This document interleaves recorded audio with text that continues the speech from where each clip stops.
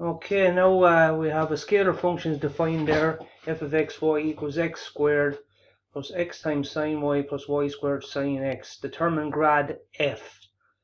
Also written with that upside down symbol. I'm not sure what you call it, right? Grad f. Anyway, if we look up the formulas in the back, right, of the exam papers, grad f, also known by this symbol here, and this is how it's done. You differentiate the function with respect to x, and that's going to be your I component. Then you differentiate the function with respect to y, df dy, and that's going to be the j component. And then we differentiate the function with respect to z, and that's going to be the k component. Alright, so that's our function, right? F equals x squared plus x sine y plus y squared sine x, right? So df dx will be the first derivative of this function with respect to x. So the first part there, x squared becomes 2x. The 2 drops down in front, and the power then reduces by 1, and we don't even bother writing in. So we get 2x. Now the next bit, we're differentiating x by sine y. Sine y will be held as a constant. So that would be like as if it was a 2, which would be the same as 2x, for example. If we were differentiating 2x, we just land with the 2 when we differentiate. So in this case, we just land with sine y. Sine y is constant, and the x reduces by 1, the power, so it goes to 0. X is 0 and it's gone. And in this part here, again, y squared is like the constant. So we'll have y squared times the first derivative of sine x.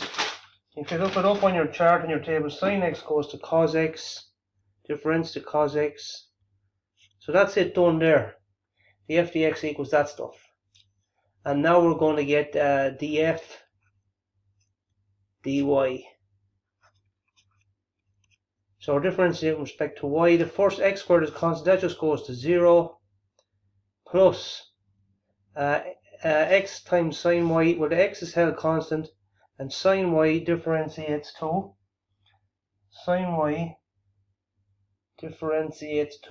cos y.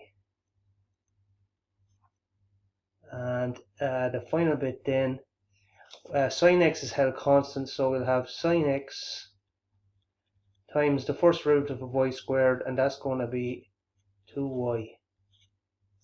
So you can clean that up a bit and call it x cos y plus 2y in front, doesn't really matter, 2y times sine x.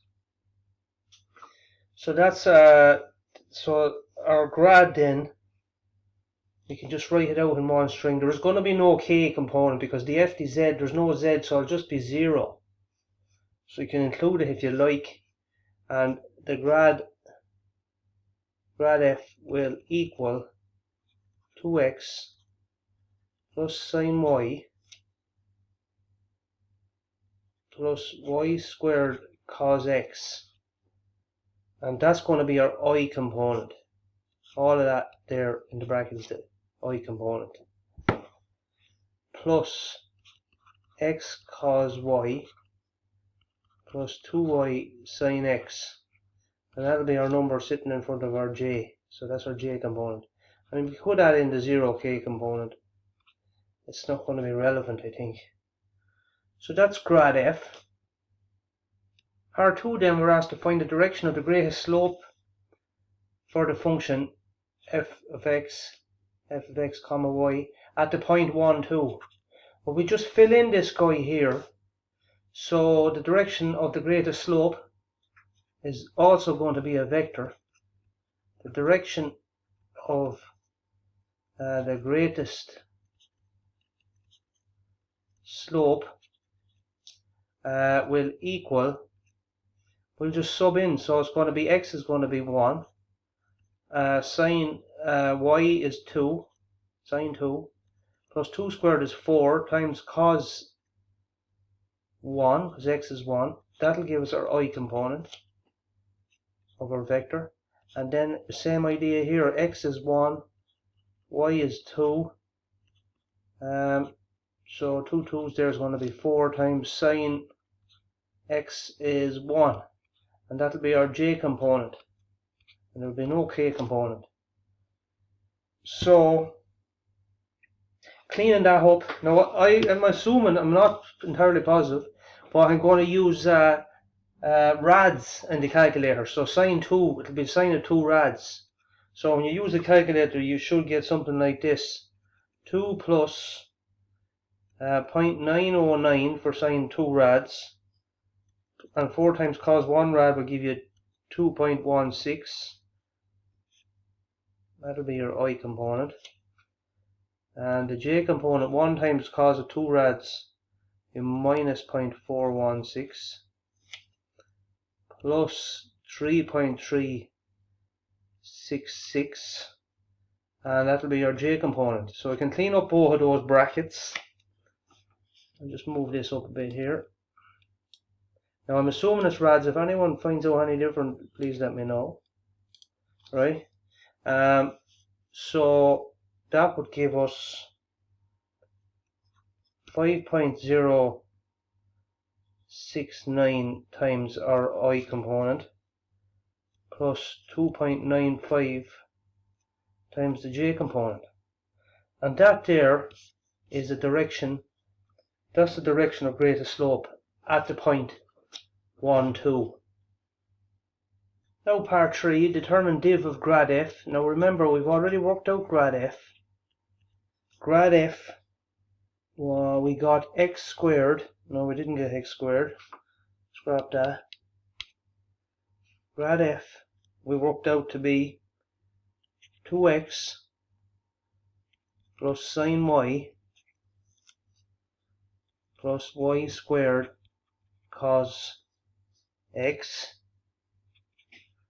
That was our I component. Plus x times cos y plus 2y sine x, and that was our j component. And we're going to get div. We're going to get div of that, div of grad f. Right? And if we look up,